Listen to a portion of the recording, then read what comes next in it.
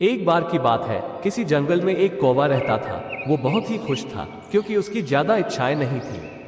वह अपनी जिंदगी से संतुष्ट था। लेकिन एक बार उसने जंगल में किसी हंस को देख लिया और उसे देखते ही सोचने लगा कि ये प्राणी कितना सुंदर है। ऐसा प्राणी तो मैंने पहले कभी नहीं देखा।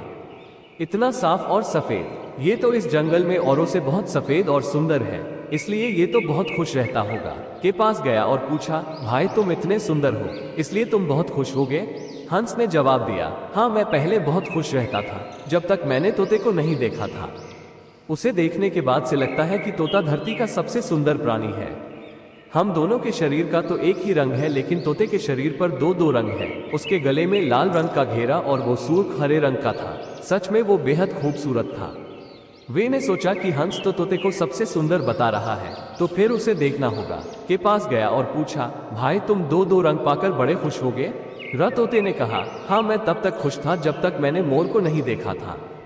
मेरे पास तो दो ही रंग हैं, लेकिन मोर के शरीर पर तो कई तरह के रंग हैं। ने सोचा सबसे ज्यादा खुश कौन है, ये तो मैं पता करके ही रहूंगा, इसलिए अब मोर से मिलना ही पड़ेगा।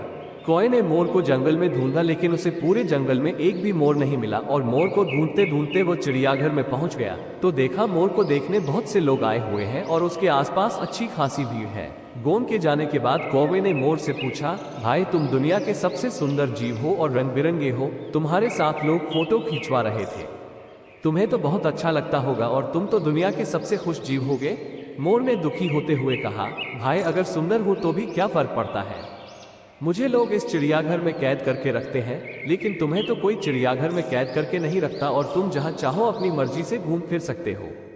इसलिए दुनिया के सबसे संतुष्ट और खुश जीव तो तुम्हें होना चाहिए, क्योंकि तुम आजाद रहते हो।